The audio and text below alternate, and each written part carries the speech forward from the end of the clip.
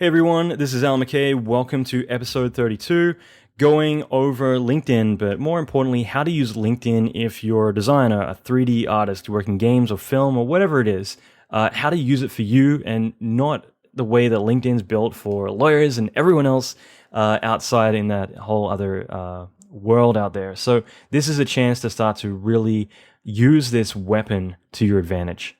Let's dive in.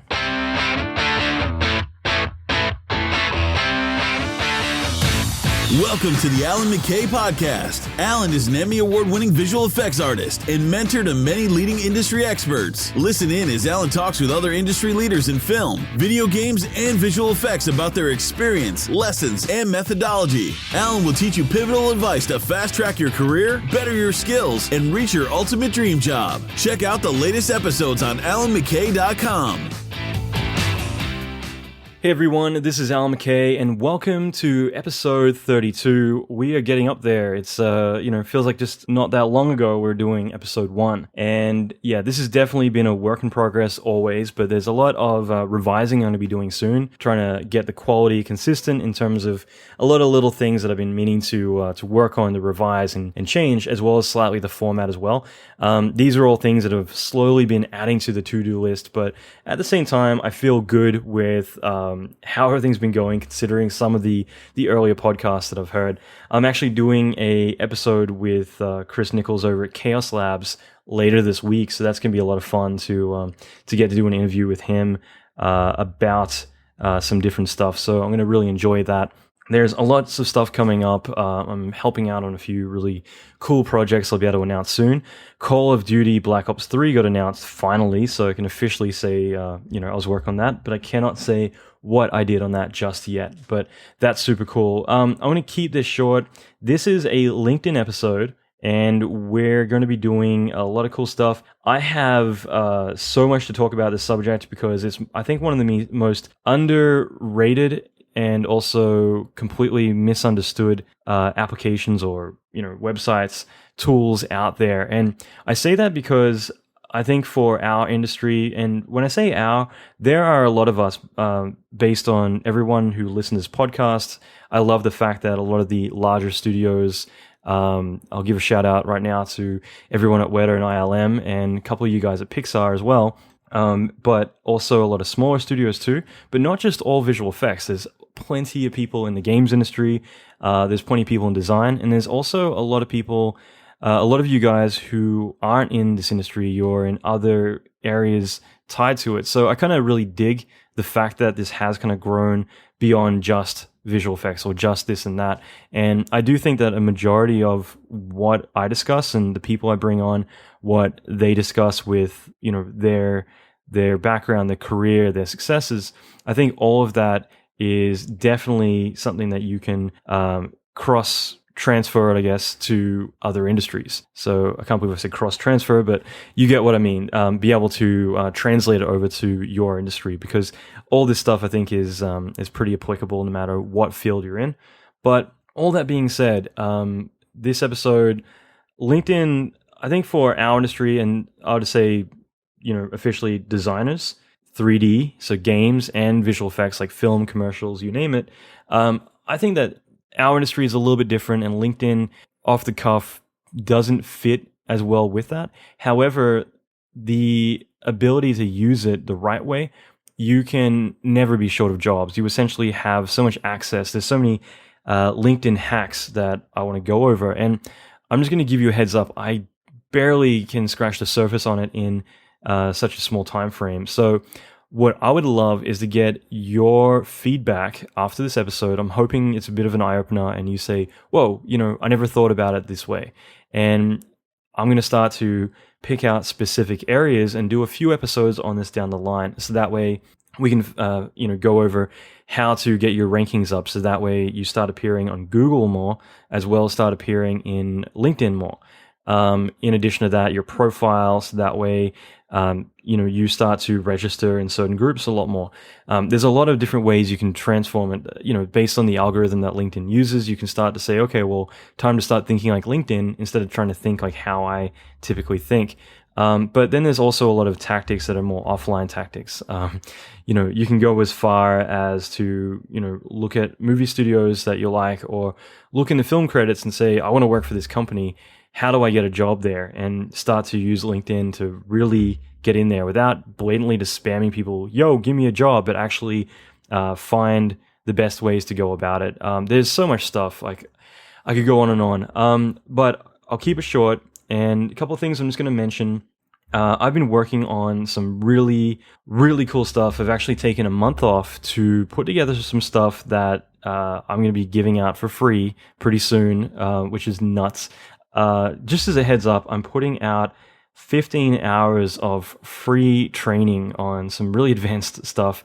I've literally dedicated this entire month to doing it, but I'm going to be announcing that pretty soon, like literally in the next week. So 7 days from now, that will be going up, and I'm going to give everyone on the insiders list access to that. So you guys will have a heads up before anyone else. In addition, industry drinks, I've mentioned a bunch of times over the past 2 months. Next episode, I'm going to be announcing some stuff to do with LA industry drinks. So if you're in LA, I will be putting out some official invites to all of that pretty soon.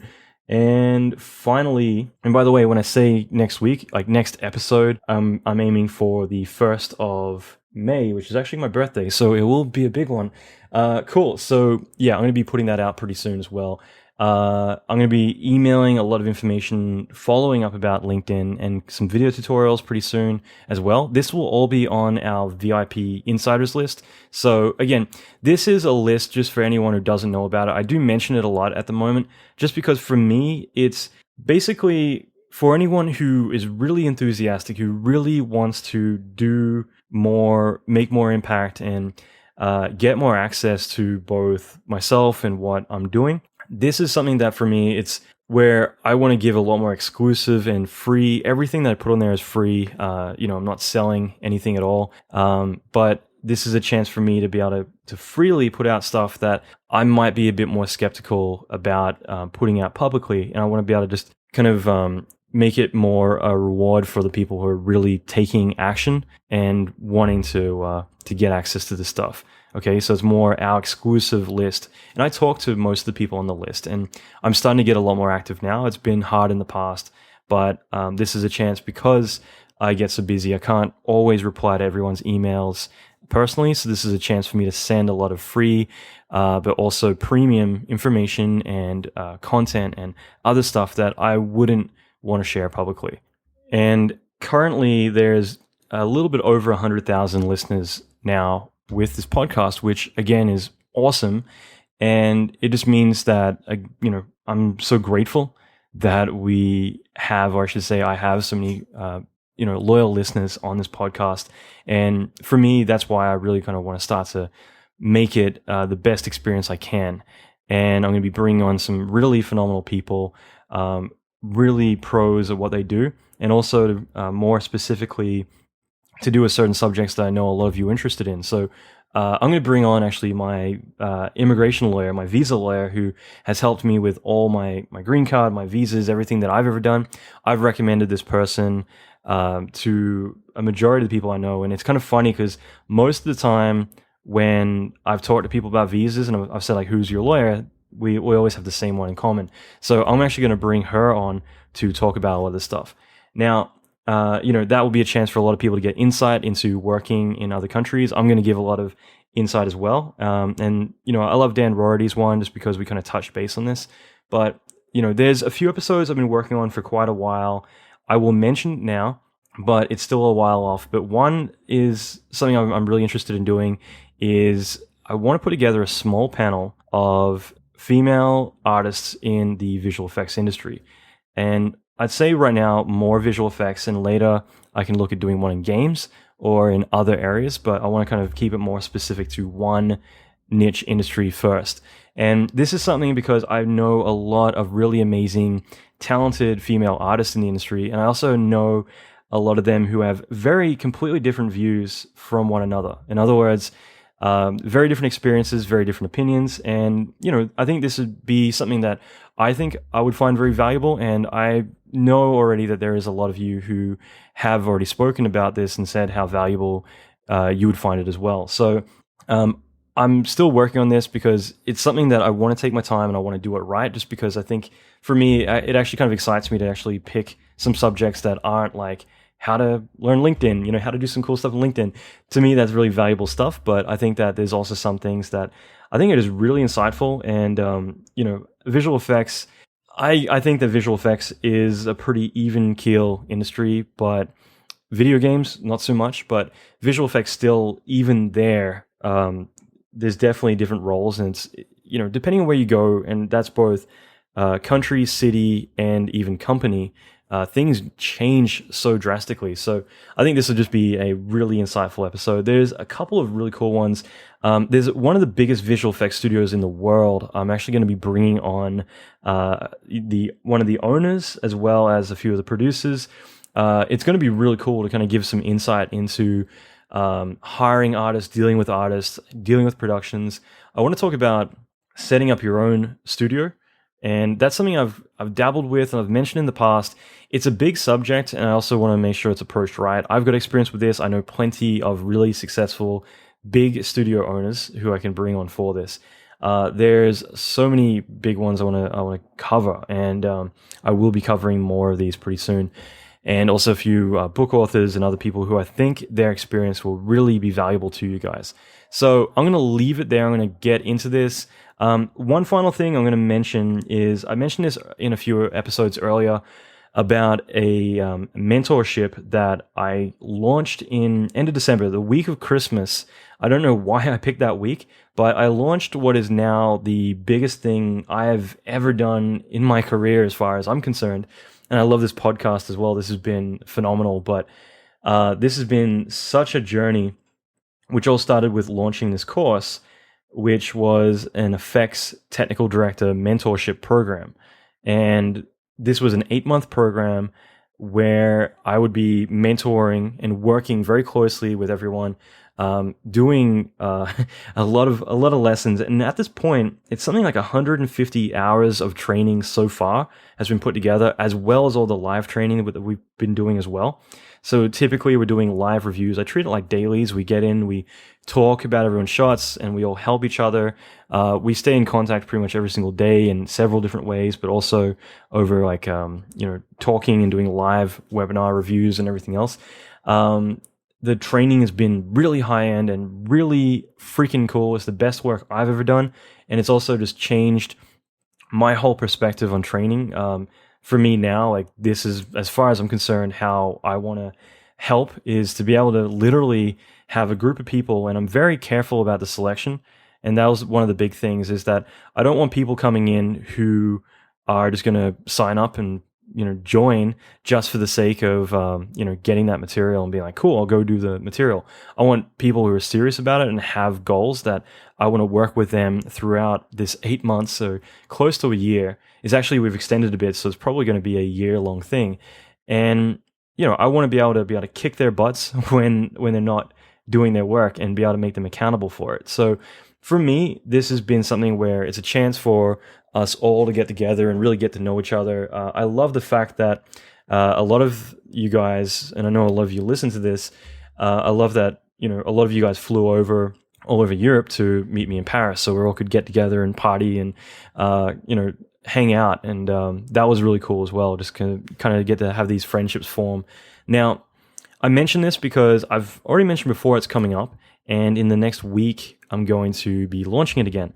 Like I said, I launched it at Christmas last year for a week, and it sold out way before that week was even over.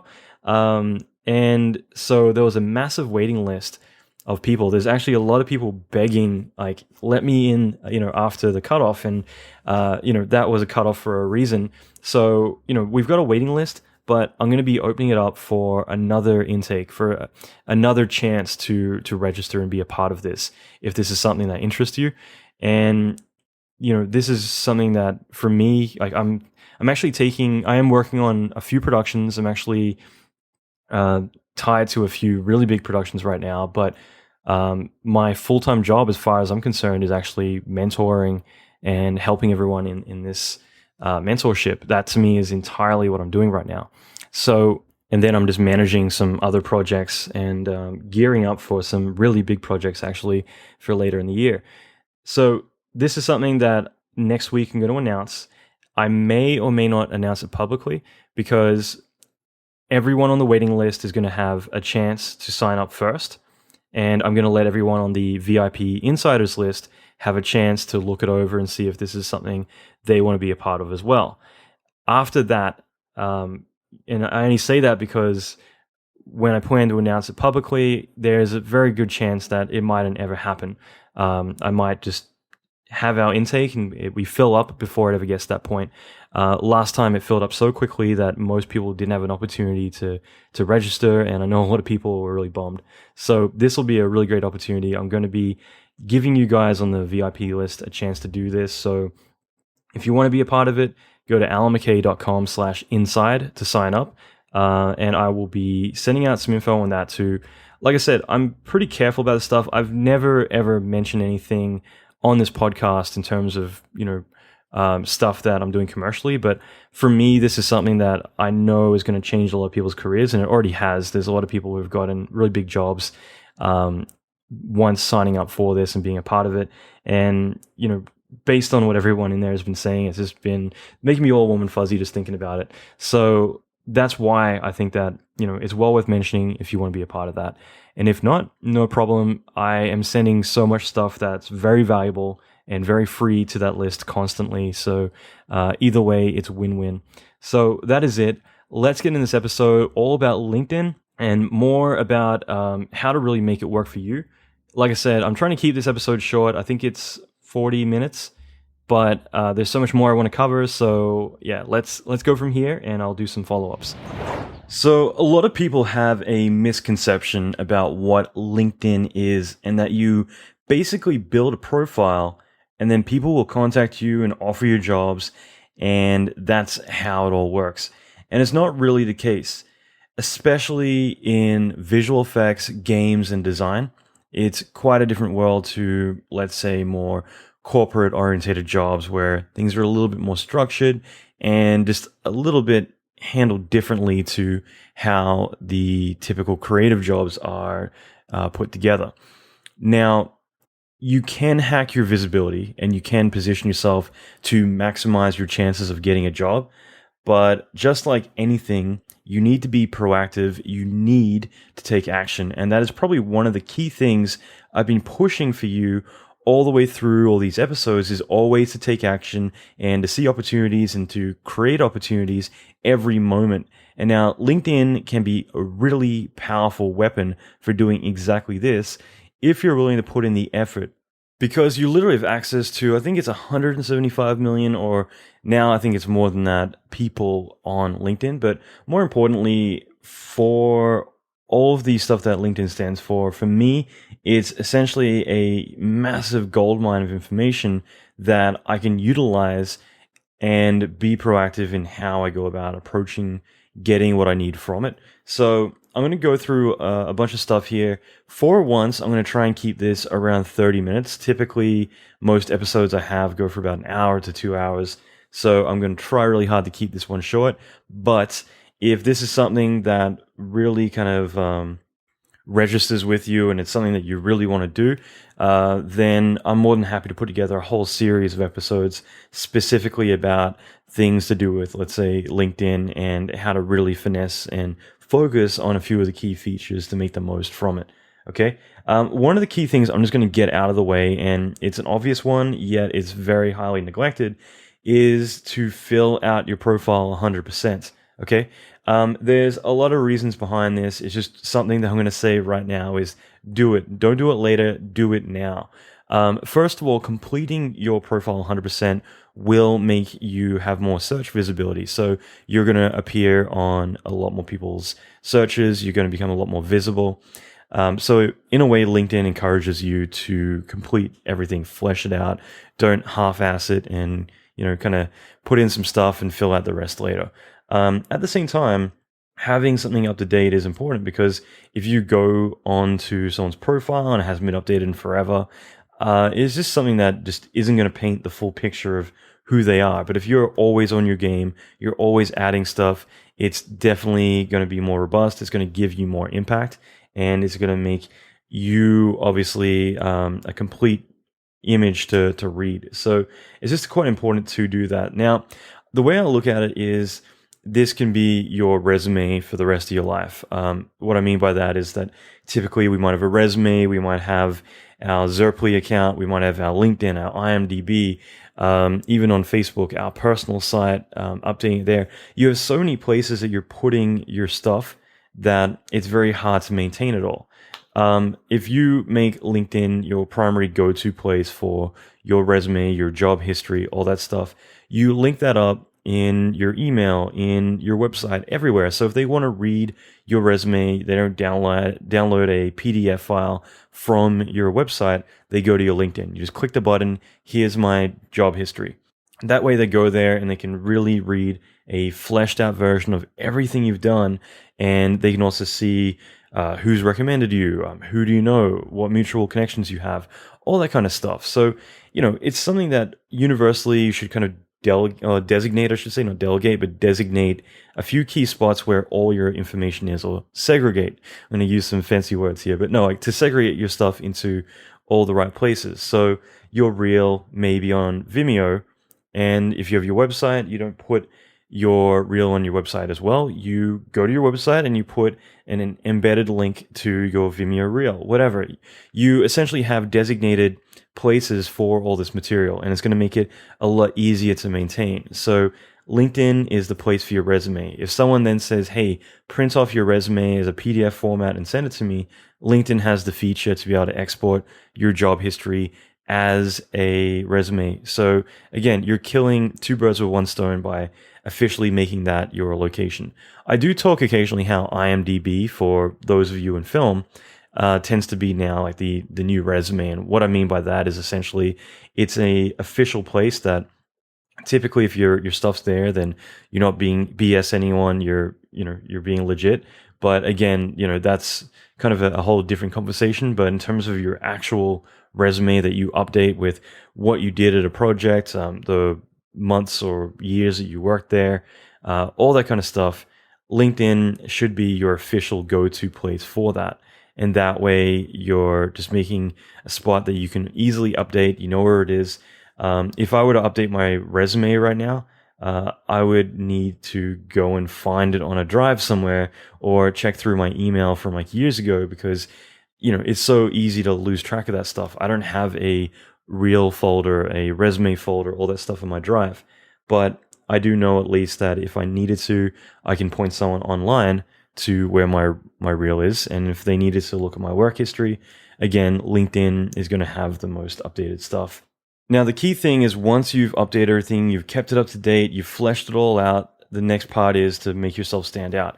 I'm going to mention, a lot of stuff to do with your main profile page, because it's better to get all of that taken care of. It's kind of like someone who decides to set up a business. The first thing they do is they go and get business cards and all these stupid things that are really procrastination. It's like, no, you want to get the foundation of what you need done. You don't worry about all the fancy stuff. The core thing here is that if you go and attract people to your LinkedIn and you're doing all this stuff that I'm going to talk about, it's not going to do much good if someone goes to your profile and it's weak at the moment. So it's better to really strengthen it. So I'm going to go through a few no-brainers, but they're well worthwhile mentioning. And one of the key things is profile photo. And here is one of the few times I'm really going to urge to use a professional and appropriate profile photo, an attractive professional photo of yourself. The reason is that, on Facebook, everywhere else, it can be fun to be goofy and everything. But I do think in this situation, it's better just because of how LinkedIn is to not stand out from the crowd being silly and goofy and everything else, but just to have something that people are going to associate you with. Now, I say that because, as I've mentioned many times before, people typically have already made the decision about whether or not they're going to hire you long before they ever hire you and long before they ever even meet you. Okay, people make impressions very quickly. And I think one of the key things to do always is to have some good headshots. Go get your buddy or someone to go and take some good photos of you, or pay someone if that's what's needed, but get some good headshots done, because there are going to be times when it's important to have something like that, and just having a photo of you doing a selfie at a club or something isn't really going to fit too well. But I do urge you on LinkedIn especially, it's just one of those things. It's not to do with, I don't want to conform to the LinkedIn style, but it's more about consistency. If you look at everyone else's photos, typically they are professional, and to do something goofy, it just kind of can alienate you a little bit. And I think also, it's a place where, first impressions are going to be important, and just to make that good impression, because people will associate you with that picture. Facebook, everything else, who gives a shit? Do what you want to do. But this is a time when I think that it's better just to, not to make people kind of stop and think about like, whoa, like what's this guy's deal, or what's this girl, who are they, when it comes to something kind of out there. So just keep that in mind, that people are really visual, like they're visual people. And, as they say, a picture is worth 1,000 words. And typically these days, people's attention spans are not big enough for 1,000 words. So that's another key thing to keep in mind, is that LinkedIn has a lot of really great features when it comes to customizing your profile and doing a lot of cool stuff. So these days you can actually embed a background as well. That's something I've not really utilized, but I've seen a lot of people do some really cool stuff with it. So if you want your stuff to stand out and kind of give a bit more of a vibe of who you are, maybe you can do something, with that as well. But one of the key things that you should be taking full advantage of is the fact that LinkedIn supports video. So this is a chance to actually utilize this and start putting video everywhere you can on your LinkedIn page. As soon as I noticed this, started putting it everywhere, because typically a lot of people will put their resume, their education, and it's just a bunch of text, and it's very easy to kind of just scroll through and be like, yeah. But if you start putting your real breakdowns of some high profile things, some high profile projects that you've done that people will immediately identify with, and they'll say, hey, oh my God, you worked on that movie. That's so cool. I was wondering, like, who worked on that? That's really awesome. They might even start thinking of you as, oh yeah, like, we got that Prometheus girl, we should hire her, rather than thinking of your name, because they start to associate you with that project, which isn't necessarily a bad thing. So again, use this as a chance to really push it a lot more, because people are more likely to start clicking on videos, and again, visually make that connection to where you're at. So if you have a bunch of student work up there, people will think, okay, student, junior, fine, breaking into the industry. Okay, now we know the level they're at. I'll proceed to look through their LinkedIn profile. But this is like writing those letters I've always mentioned in the emails I send to the VIP list, the insiders list, is that, you set the tone before you start talking to someone. And this is exactly the same thing here, where if you put some of your most high profile movie posters and stuff like that, anything that you've worked on, that's going to be a chance for that to set the tone. You put Prometheus, you put Mission Impossible 4, you put Toy Story, whatever, and that's going to set the tone of, oh wow, this person's like, the bomb, time to start looking through that stuff. Okay, so that's just something I think that's well worthwhile doing, is putting video wherever you can, so that way, people can click through it very easily and get an idea of, who you are, what you do. So you're real, even going as far as like every single project where you put the company and the project you worked on, this will be a chance for you to put a video of that commercial or that design piece, whatever it's going to be, right below there. So that way they can actually click on the project you're talking about and watch it and see what exactly you're doing. So all these sorts of things can be really, really powerful and influential to them. And that will kind of really resonate when they're trying to go through and see what you do and what you have been doing. Some no-brainers that are really obvious are going to be things like your location. Make sure that you keep that up to date as to where you're located. I'm always going to mention that any chance I get here, and I'm saying I'm always going to mention this to you, is that you need to point out where you are. If people see, someone's work, it doesn't matter if they were like freaking amazing at what they do. If you're not able to make some kind of connection that resonates with them, and especially location is one of them, then they're probably not going to think about hiring you. And in other words, if they look through your stuff and they don't see you where you are, then it's like, okay, wow, that's pretty cool. Maybe let's put it on the possible list and see where they're at. If they see, like, let's say that you're in London and they're in London, and they scroll through and they see located in London and available to work in London, then instantly it's going to be like, whoa, okay, we could get this person in. Even if they're not really looking right now, it's suddenly going to resonate. It's going to make that connection of, wow, okay, well, next time we have a design job coming up, like a motion graphics job, we should get that person in because they're located in London. Okay, it's such a simple thing, but so many times I see opportunities get thrown away because they're not specifying where they are. If you put on your reel that you're located in Dubai and there's a previz like ArcViz job come up and they need people and you're located in the same city, instantly they're going to say, great, we want to hire you. If you don't put that, maybe they're going to think, well, they're probably in London, so we won't hire them. Okay, it's always good to geographically put where you are.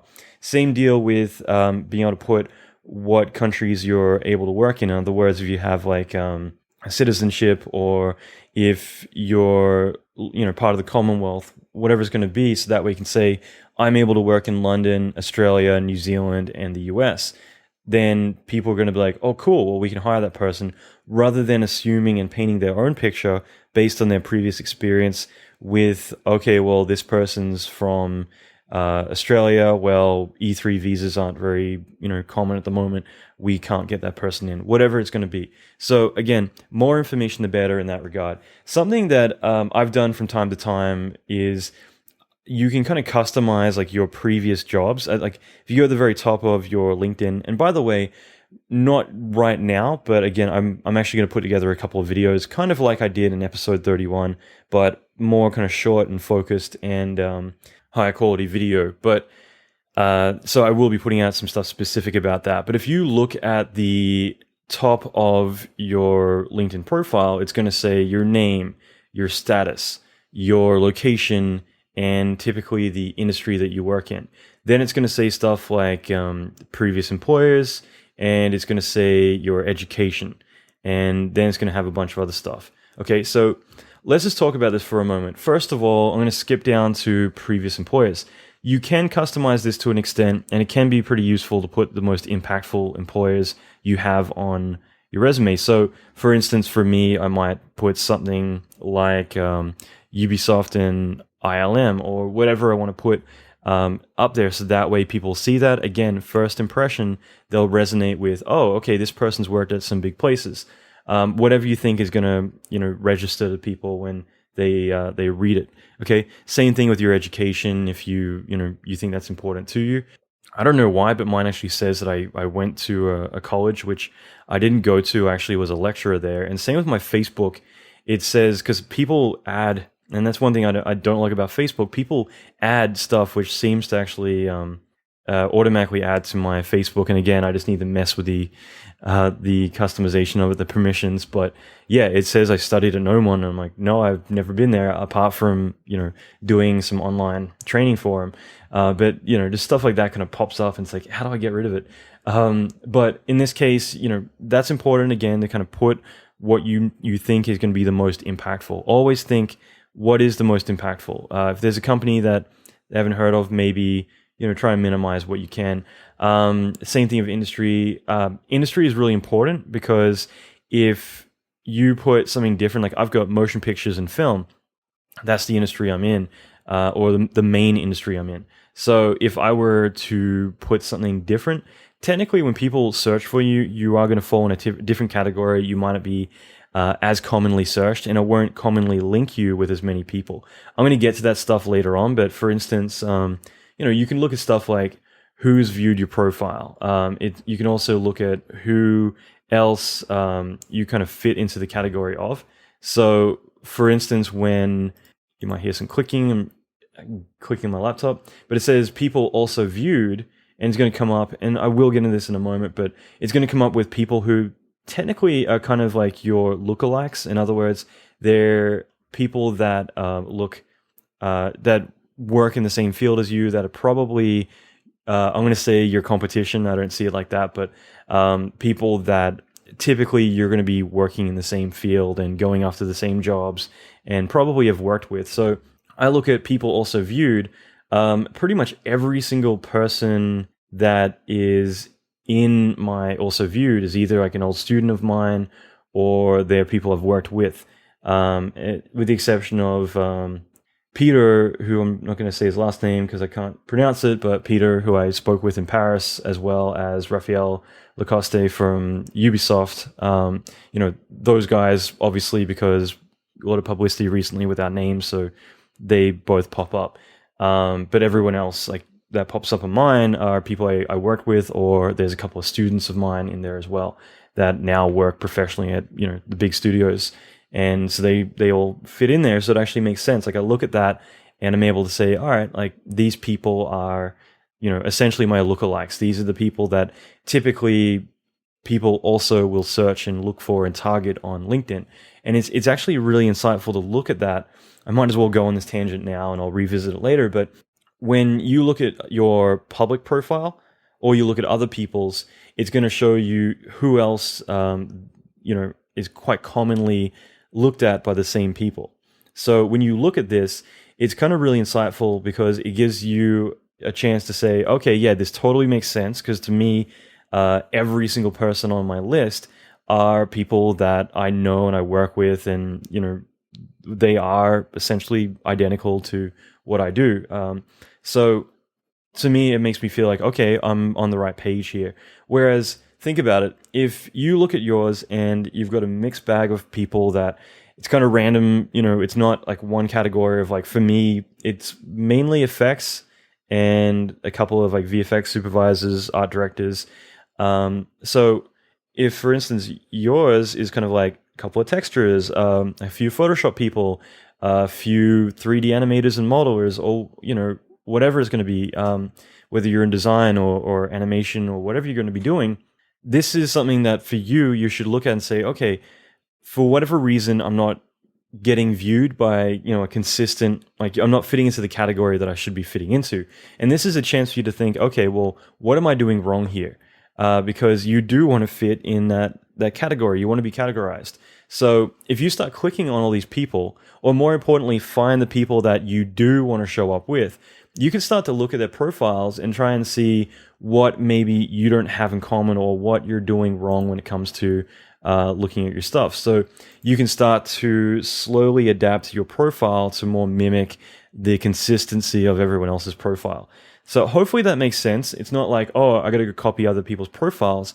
It's about saying, okay, like, what am I doing right? What am I doing wrong?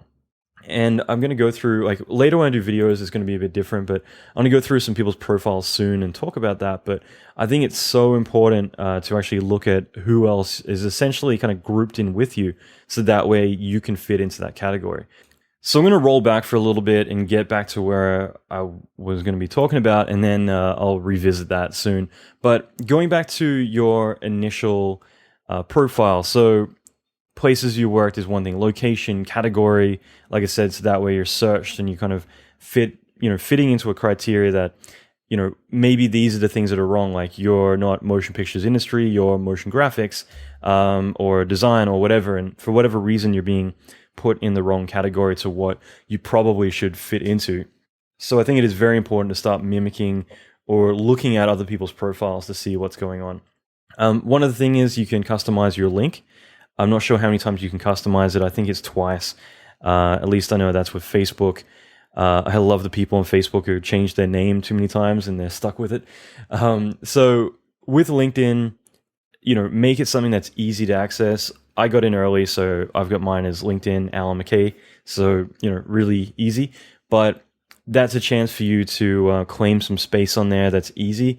So that way people can access you very easily. Plus, that will also end up being searchable, like with Google. So keep that in mind too, that all this stuff, you want to use keywords, and that's what I'm about to get into, is that you can use keywords for a lot of this stuff to make yourself more searchable. And when I talk about visibility, it all kind of comes to this. You want your page to, first of all, be strong. So if you go up the top, like, typically you're going to have a bunch of stuff when you go to your own personal profile, and you're viewing it as you. It's going to pop up with like all this stuff saying like, what languages do you know? What are you certified in? What other education do you have? Are there any new jobs you've done? These are things it's going to ask you, so that way it's actually helping you, kind of like a wizard in terms of like an installation wizard, where it's going to keep allowing you to add more and beef up your page. So this is great because, you might think of this stuff and you're like, whoa, okay, I know Spanish, French, and English. Great, I'm going to be able to put all that stuff down. Then, you're going to get places in Madrid and Barcelona wanting to bring you over because you speak Spanish. You're able to increase your opportunities by putting more information on. And what you're doing is you're painting a bigger picture. Now, on the top right, it actually will say profile strength, and that should be pretty much complete. You should be at least expert. So keep fleshing your stuff out. Just spend a bit of time, like just knuckle down and get it done. Put on Casino Royale in the background, and or whatever you want to watch. I've got Prometheus on loop some nights when I'll get to work, and I just let that go. I don't know how many hundreds of times I've watched it, just because for me, that there's a couple of key films I can just watch in the background and zone out, get some stuff done. Or, as I mentioned last week, Focus at Will, that website. Great repetitive way to kind of get in the zone. But just get this done. Like, stick back one night and flesh out your LinkedIn. I'm going to go all over the place a bit here, just because I have spent like hours writing out like a lot of stuff that I want to go through. And I think with this, because I do want to try and keep it short, and I'm already kind of getting to my cutoff point. But I will just mention that, a lot of people think LinkedIn means you're looking for work, and therefore, you can't do it because your boss is going to see you're updating LinkedIn and think you're looking for work, and it's going to be frowned upon, so don't do it. That's not the case at all. Like, anyone who is careful about their career, like smart about it, proactive about it, is going to want to keep the stuff up to date. It doesn't mean you're looking for work. It's networking. It's keeping in contact with people. There are so many times that I've power connected with other people. I've put other people in contact. I've had movie projects come in where I've managed to assign them to other people because of LinkedIn. I typically get a couple of jobs will pop up a month, on LinkedIn, and to me, that's great. It's not typically where I would expect for people to reach out to me about projects. Typically, they would email me, depending on how visible you are. But this is a great place for it, and it doesn't mean that you're targeting jobs like that. You're going to be seen as looking for jobs by your boss or anyone else if you have a LinkedIn page or you're updating it. So, also, the more you do it, the more acceptable it is. So, I just mentioned that because I don't want that to be kind of a misconception. But visibility is definitely one of the key things. So making sure that your profile strength up the top right is set to at least expert, or at least keep fleshing that out. You want to have as many connections as you can. That can be a bit of a controversial subject about like whether or not it's okay to just add everyone you know, or whether or not it should be only people that are directly in your close network. I think that the way LinkedIn used to be designed, let's say 5 years ago, it definitely was designed more for your own private network, and you should only, let in the people that you trust. That, I think, has changed drastically now. I mean, for LinkedIn to survive and kind of keep growing, it's definitely needed to become a bit more of a social network. And also, the way it works is, it thrives on the fact that we're all connecting, and how we're connecting, how we know each other, all this stuff. So, if you request someone, they can deny you, and vice versa. But I do think that it's important to connect with people that are directly, like, they're in your networks. Don't just go and add like anyone from any industry.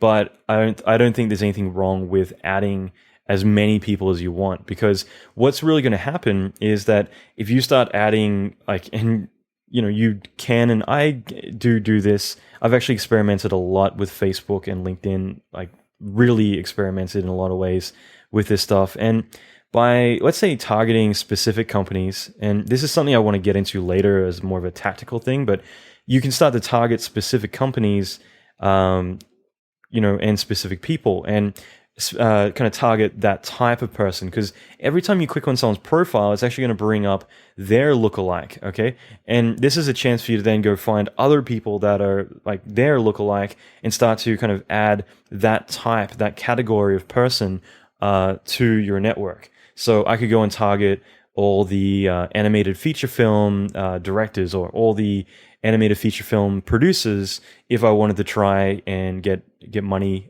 together to make a film. That might be something that I want to start doing, is going out and finding EPs or new business producers that might be able to help me get something going. Well, I don't need to target one. I can target one which shows me all the other people that are similar, that are their clone, basically, so I can target them. Thing is that I'm not doing it, like, depending on what my goal is, I might just be doing it so that way what's going to happen is I suddenly go up in a rank in that algorithm where I'm seen a lot more visibly because I'm a second connection of all of these types of people. So not a third connection, but I become a second connection to all these people. So suddenly I start to switch my status to being someone who's connected to all these types of people who are associated with animated feature films, more in the money and funding area, let's say. So that starts to change my status. It makes me more visible in some areas. All of this stuff you can start to mold and adapt, and the more you want to craft it, essentially it's kind of like SEO, but you're doing it more internally to LinkedIn. So I think that's again something really important to be careful about is connecting to more people isn't a bad thing, but I'm also very selective depending on what my goal is with who I will connect with, and that way I can start to mold how I get searched and how people will land on my profile. Okay. Man, there's so much, just like every episode, I honestly get through about 10% of what I want to cover. And so I think it's one of those things I need to kind of structure it down into, only a tiny portion and kind of focus on that and do a series of them. And I think with LinkedIn, that's probably the way to go. But a couple of things I'm going to mention. I'm going to go off for a second to say, keeping consistent with all the finding people and finding your lookalike. I do think it's very important to be able to search for other people and look at their profiles, as well as Google too. So I'm going to get into that in one moment. But looking at a few people's profiles, I can see what they do. And actually one thing, and this is something I'm starting to kind of change my mind about a little bit, is your title. Because essentially when you put your title in, like who you are, that's what you're going to be searched for, okay? And although it, typically when I put my stuff down, I'm a technical director and a VFX supervisor. I mention that because there are two categories. If I specifically put VFX supervisor, which most of the time is what I do, that eliminates me from being on the box, okay? But the thing is, I like that connection. I don't ever not want to be able to do a couple of jobs a year doing effects, working with other companies, because that keeps me sharp. I don't want to get rusty and be like, oh, well, back in the day in Max 2, we did it this way. So I think it's really important to be able to, classify myself as a technical director and visual effects supervisor. Now, that being said, I can look at other people, and sometimes people are going to go a little bit too far, because when you're going to put your title, people love to either overreach or to try and be funny and cool and everything else. And that can really kind of backfire for you in a few ways. So I'm just going to look at a couple here. One that comes up is VFX technical director, co-owner and consultant of whatever company, and blah, blah, blah. Now, by doing too much, typically that would be great. Your stuff's going to show up in a search engine. It's going to, trickle in all that metadata into LinkedIn, but it's not going to be as strong. It's not going to search as strong as having a smaller title. Something that, just like I always say, it's better to own one thing to define yourself as, rather than say, I am I use this a lot, like a wedding photographer / website designer, / 3D animator, / Starbucks guy or whatever. And by doing too much, it actually makes you more vague. And that's kind of what's going to happen with LinkedIn searches. So now, actually, there's one person I was going to bring up because she has the most ridiculous titles. I think at least on her Facebook, but actually on her LinkedIn, they're a lot more toned down, which is good. But you can have some ridiculous titles. And so, for instance, if you were to put like Particle Wizard as your title, that might sound cool, but that isn't going to be something that's going to be very searchable, okay? The reason I mention this is because when people are looking for people, if they're going to search, especially recruiters, they're going to type in a couple of keywords and they're going to see what comes up, and then they're going to start to reach out to those people.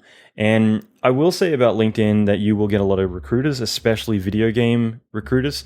That's something about our field, is that most of the time you're not going to get companies reaching out on LinkedIn, like randomly saying, hey, we saw your profile and we want to hire you. That's just not how it works. The thing is, LinkedIn is very powerful, and I want to showcase a lot of tactics of how to get work and how to easily get a lot of work with LinkedIn. I always see LinkedIn as a weapon. I don't refer to many things as a weapon. I really strongly believe LinkedIn can be used as a weapon to get work. But keep in mind that, recruiters contacting you is cool, but usually it's not what you want.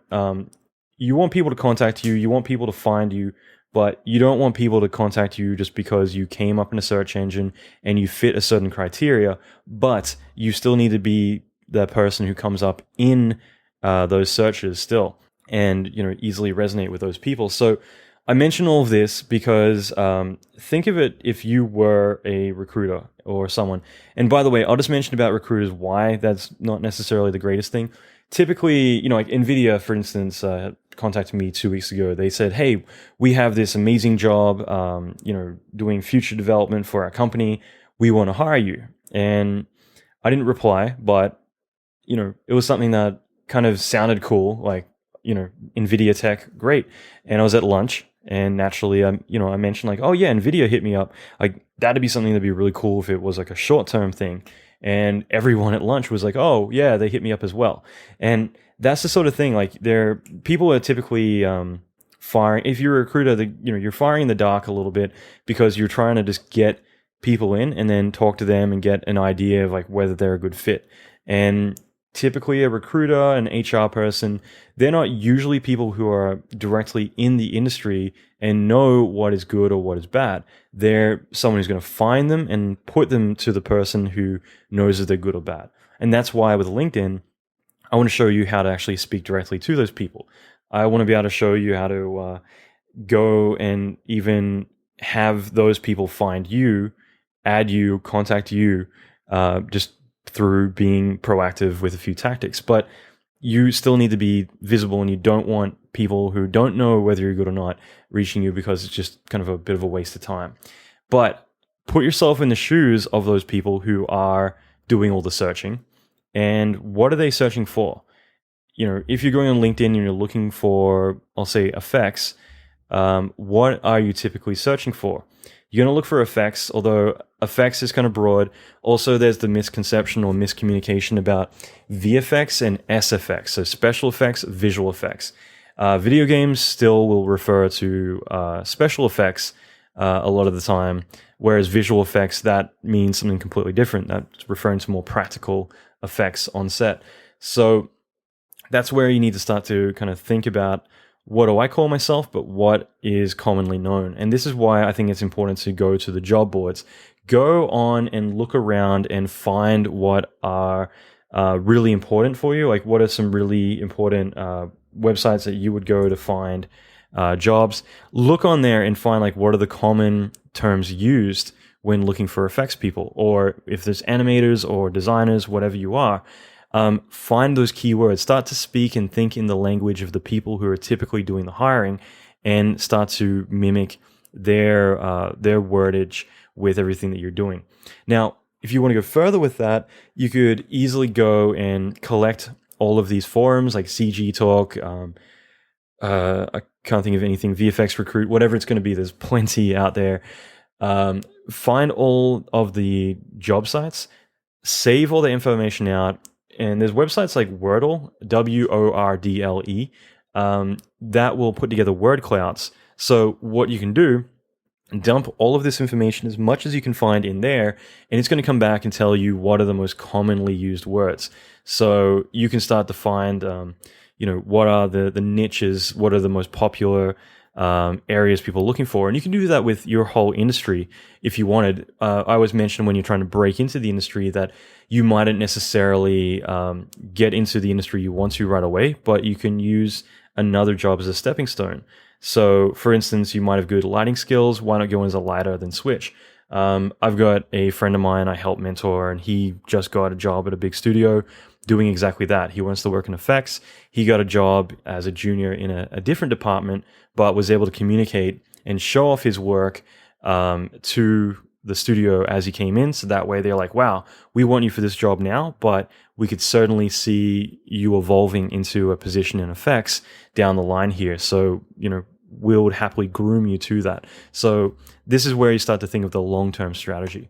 Now, by using a word cloud, you can actually find like, oh man, lighting's a really popular area. There's lots of that.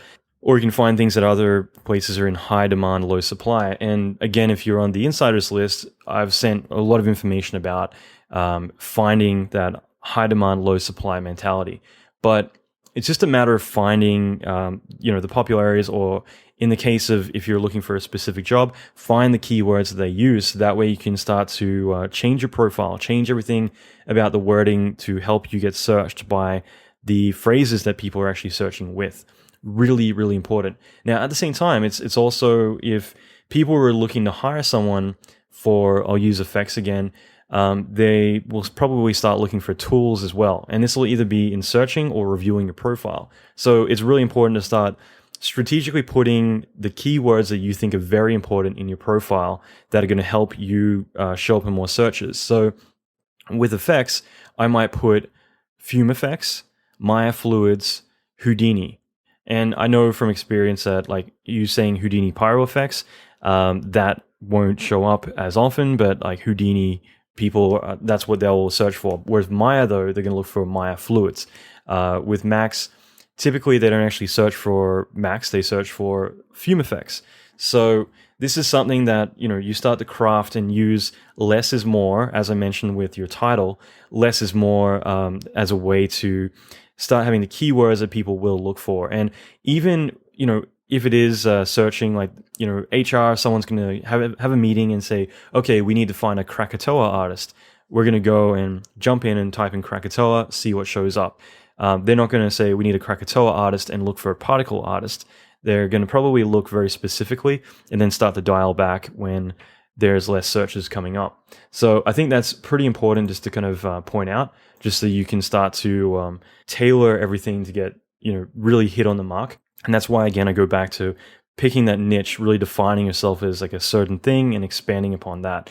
Now, at the same time, like even if they didn't search for it, if they get to your profile, then having all those keywords, it's going to make a massive difference as well. When someone scrolls through your profile and sees visual effects person does water and does destruction, whatever, that's not the same as saying visual effects person does water simulations using Naiad, Bifrost, RealFlow, in also using the Flip Solver and Houdini. In addition to that, also uses Pull Down It and uses fracture effects and Rayfire, whatever you want to do, but someone's going to look at that and that's going to be the nut and bolts, the guts of what information they need. Is like, okay, what tools are they using?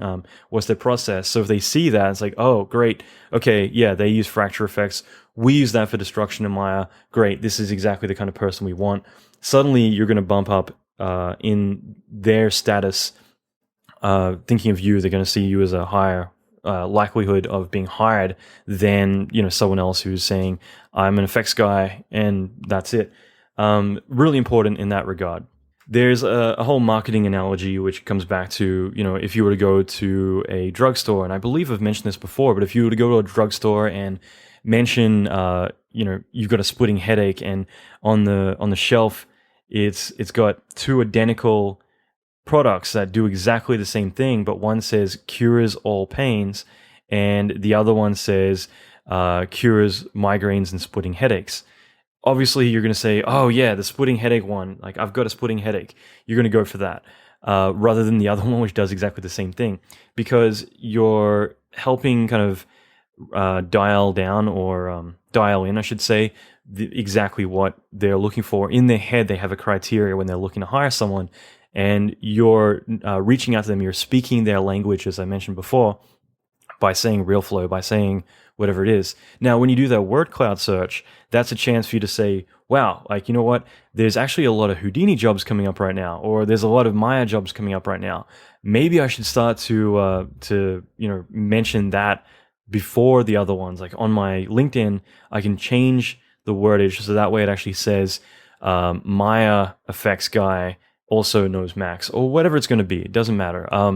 But that's really important, because the more you can kind of get insight into what works, what's trending, the more you can start to craft everything in your favor. Really important, really insightful. I want you to take note of that and apply it to what you're doing. Now, going back to the searching, I mentioned before about keeping your title smaller than bigger. And the reason is, like, let's say I type in visual effects on LinkedIn.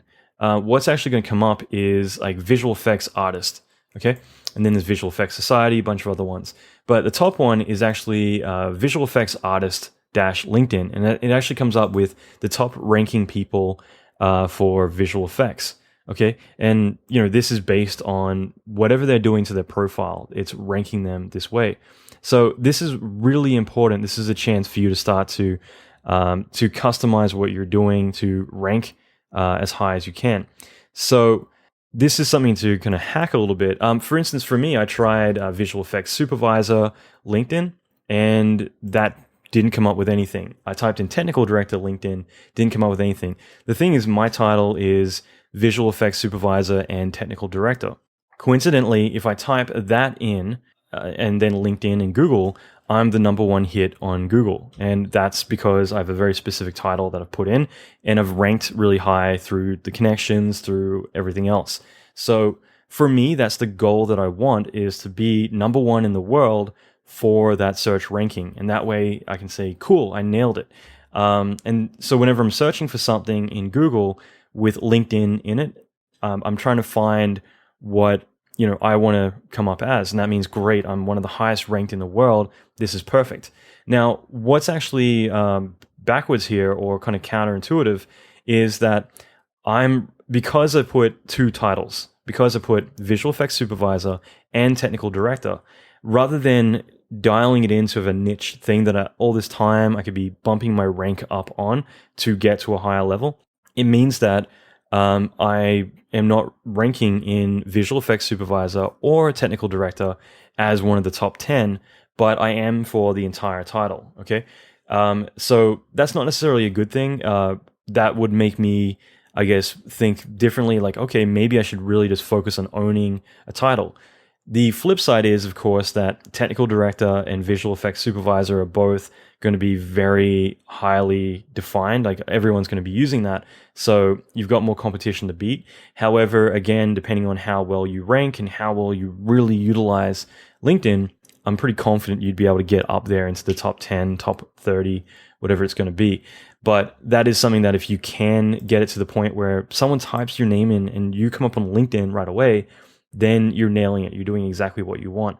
Now, again, going back to being proactive, when you do come and type the stuff in and your name doesn't come up, that's fine. What you should do is go and look at all these people's profiles. Okay, so you have your lookalike profiles, which I mentioned earlier. They're great, but these are also kind of the ones you want to model. Okay, a lot of successful people will talk about modeling other successful people. That would model whoever, Richard Branson, whatever it's going to be. And that essentially is they would look at what they've done and backwards engineer what they've achieved and how they did it. So that way they can understand it and hopefully apply it to what they're doing and hopefully have similar success. So with this, you can Google these specific titles that you're looking for, like, character animator, whatever it's going to be. Find the top ranking people. And the top ranking people, like if you typed in visual effects supervisor, Dennis Murin isn't necessarily going to come up there, or a big director or whoever.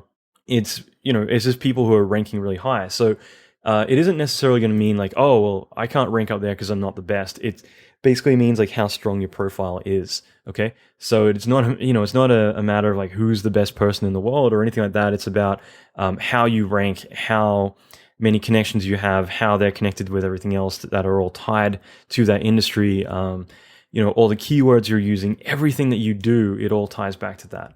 Okay, so really, really important. Now, with that, like I said, go and search for a few key titles that you think are important that you want to rank well on. And if you're not in them, go and look at everyone's profiles and model after them. Start to look at what they're doing. What is it that made them rank up there? Is there something different they're doing that you're doing? Like maybe they're putting a lot of keywords in the first part of their profile. Maybe they're fleshing everything out. Maybe they have a lot of endorsements. Whatever it's going to be, just start to really like hone in on what made that person successful. Do that to every single one, and then go search for the next keyword like Krakatoa, fracture effects, whatever it's going to be. Really hone in on this stuff, and you can totally lock it all down. I'm going to leave it there-ish. I'm going to come back to this. I definitely have barely touched like all the stuff I want to talk about. I actually wanted to do a talk on this subject when I was in Paris, and yeah, I pretty much had to skip the whole LinkedIn thing because that would have been a talk all on its own.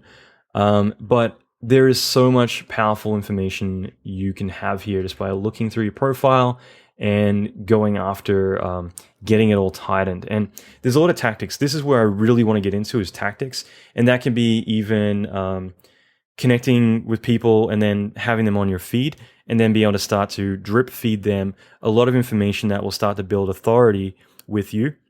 Or with them, I should say. So that way, bit by bit, you can start to build your authority and your visibility, your influence with that person. I've actually had this successfully work for me plenty of times where I've added key people and then knowingly I've had a bunch of status updates, and I've done this with Facebook, I've done this with a lot of things. I will purposely update for a while very specific status updates that I want to do that I know that are going to pop up on their feed, and bit by bit, it starts to paint a picture to them of who I am. And then lo and behold, every single person that I added that were that type of person starts to reach out to me within a couple of weeks. They're like, hey, I've been meaning to reach out to you. I've been seeing the stuff you're doing. Man, that's so cool. I saw that you're going to be in my city pretty soon. We should get connected. Do you want to come out for lunch sometime or get a drink after work? Whatever it's going to be. And you can start to kind of do that. All this stuff, so important, yet so overlooked. A lot of people will go on LinkedIn and just think, okay, I'm going to log in, I'm going to set up my profile or half of it, and yeah, no jobs landed, in my inbox. This sucks, but you're not taking advantage of it at all. So really important is to start to flesh out your profile. I will do more on this. I will do a follow-up to this for sure, but I would love to get your feedback about this too, because if this is something that you find to be really influential, or at least for you, you're like, man, I didn't actually ever think about it that way.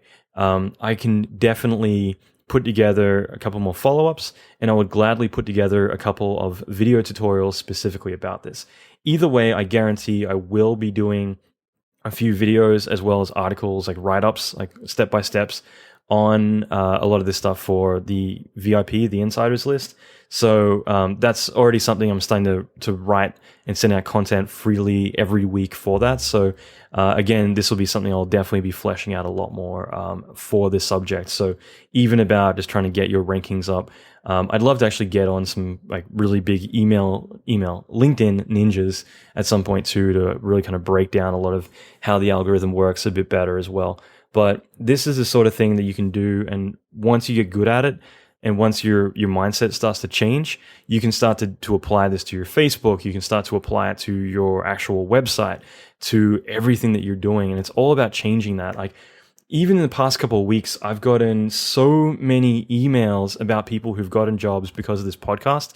And that's just inspired me more to start to really step up and really put even more time than I already am into really making a change here and really trying to help a lot of you get to the goals you want. And that's what I really love, is that it isn't just the guys and girls who are saying, hey, I managed to get my dream job, or I finally got a job interview. It's actually more the people who really want to step up their career. And like I mentioned, I've got one friend of mine who wants to quit Weta and go and set up like working from home, and that's something I've been helping him with. There's been people who've gotten jobs at NPC, Framestore, Mr. X, lots of different places. It's been so cool. Even ILM Vancouver, there's been so many really great opportunities coming up for a lot of people just because they've started to change their mindset in how to look for work, how to get it, what to do when you get it. Even one or two people who got the interview, it went well, and then suddenly the client, the potential hire, went silent. They stopped talking to him. So for me, that was like, great. Okay, let's have some fun with this. Let's get them back on the hook. And lo and behold, they got the job. So these are all things that I love. I really love the fact that this has been making an impact and has really been something that a lot of people have been benefiting from. And it just makes me want to really push further with it and really kind of raise the bar a bit more than what I've already been doing. But all of this stuff is stuff that I've made sure that it's affected myself, but it's also affected and worked with others. So that's what I really like here. And this is something that I want to work with you guys on too. So, I want to know if this is something that you want to hear more about, then I will gladly put together more LinkedIn advanced episodes and pick a specific area and just really focus in on it.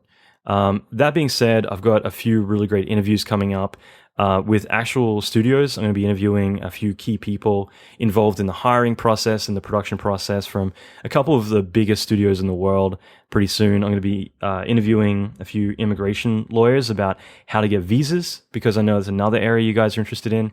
There's a few book authors on subjects that I've found to be really amazing and really impacted my life drastically when it comes to work, negotiation, getting a job, lots of stuff. And I've got a few other exciting announcements coming up as well. So I'll leave it there, but I'll be doing a lot more really, really cool stuff. That is it. I've got some really cool announcements though coming up, as well as I'll be putting out some videos and articles for the VIP list. The biggest thing that I mentioned at the beginning of this is that, as I mentioned, the mentorship program that I've been working on, the Effects TDT, or Technical Director Transformation Effects Mentorship, that is something that we ran in December, just at Christmas, for 1 week, and it sold out completely in less than that. And there is a waiting list, and I'm going to be activating that waiting list. I'm going to be reaching out to everyone on there and giving them a chance to sign up for the next round. So this, to me, has been the greatest thing I've ever put together. The podcast as well has been something I've just enjoyed, and it's been a chance to kind of give back. But with Effects Technical Director Mentorship Program, this literally has been something I've taken a majority of the year off specifically to focus on, and I put together at this point over 150 hours of training. And I'm going to be putting together a lot more. We're not even halfway through the program, but it's just been phenomenal to talk with everyone, even meet a lot of the guys as well. And just every week or two, we get together, do reviews, work on their work, go through proper review sessions the same way that I would treat dailies, and we work together as a team. It's been the greatest thing I've ever seen done with 3D training. I've never seen anything else done like this, and it's just has changed my perspective. I don't want to do DVD training or master classes in that regard anymore, because that's not something that you're really going to get the most benefit from. When you have access to a bunch of people who are really good, who are all in the industry, and you're able to say, hey, I'm working on this shot and I can't figure out this thing, and have other people say, okay, yeah, you got to do this. That, to me, having that access to all that talent has been, something that is priceless on its own, let alone all the other perks, which I won't go into here. But this is something I'm so excited about, nervous about as well. I don't know why, but I'm really nervous about opening it up again. But just based on the experience I've had so far, this is something I love. It's been so amazing, and to get to mentor and help everyone, as well as when we're finally done with the mentorship, I'll be personally going out and shopping around a lot of these people to a lot of the big studios myself, saying these people are ready, they're really good, and I personally recommend a lot of these to be hired. And that won't be everyone, but the ones who really paid attention and have really applied themselves, I will be personally doing that. This is going to be awesome. I'm so psyched. And I'm going to be opening the waiting list up, but this will be a chance for anyone who wants to get in before I announce it publicly. This will be a chance to actually get in early as well. So if you get on the insiders list or the VIP list, so if you go to alanmckay.com/inside, ALLANMCKAY.com/inside, and I will be giving you guys exclusive access before it goes publicly open. So this will be a chance for you to check it out, see if it's right for you, and you have a chance before it publicly goes open. And there is still a possibility it won't publicly go open because we already have a waiting list of people. And like I said, it filled up in less than a week. We completely sold out and we had to close doors. So plenty of people begged, but they went on the waiting list and this is their opportunity. But for other ones of you who are enthusiastic about it, this will be a chance to get in as well. So that is it for now. Next episode's a bit of a surprise, only because I've got a few lined up and I'm trying to decide which one to do next. There's a few super cool ones, as well as I mentioned on the insiders list. I'm going to be sending some really cool information out. Lastly, I'd love to hear from you. Leave a comment, or if you want to email me directly, you can at AMCKAY, so amckay@alanmckay.com. If you email me, I'd love to hear from you, especially about this LinkedIn subject, because this is something that I have so many tactics, so many advanced ways that you can get work and that you can reach out and really take advantage of all the amazing features that LinkedIn has, even for the free accounts. So, this is a chance to really kind of bring in a lot of work, bring in a lot of opportunities, make the most of such a powerful and overlooked tool. Oh, and one final thing I wanted to mention is another reason with our private list, because I've been talking with a lot of you and it's been just so cool to actually be able to share a lot of information knowing it's not publicly out there, so that we can kind of be a little bit more free with what I give out. But another thing I want to do for a lot of you who I've been interacting with is I want to do a live LinkedIn review session, because there's a couple of things coming up that I've been working on with a lot of the guys actually I've been interviewing on the podcast that I will be bringing on, and we're going to be doing a live webinar where we're going to review people's reels. So this is a chance that if you have a reel you want to review, I'm actually going to be putting together a session pretty soon and reviewing everyone's reel, giving advice about what works, what doesn't work, and just kind of giving a lot of overview from typically the people who are in charge of hiring. So this will be a really great opportunity to get advice from literally the person who's probably going to be looking at your reel and making the decision about whether or not to bring you on. In addition, though, in sync with the LinkedIn episodes, coming up, I'm going to do a LinkedIn review. So this will be a chance to look at your profile and also work with you on your goals.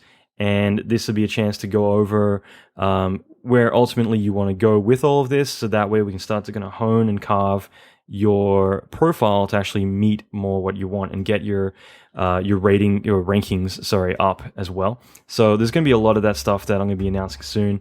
I'm actually going to be doing a lot more with the list, with the insiders list, giving away a lot of free content. For me, this is a chance, like I said, to do a lot of what I'm currently doing, but do it in a bit more of my own environment where, it's a close group of people who are all really enthusiastic to do a lot. And for that, I want to reward everyone to really make the most of it. So that's going to be a great opportunity for us all to grow and to do some cool stuff. So that is it for now, guys. I'd love to hear from you, and thank you again. You guys are freaking amazing, and I love hearing from you. I've loved all the emails and everything else I've gotten. It's been such a thrill doing these podcast episodes. So thank you, and I'll talk to you soon.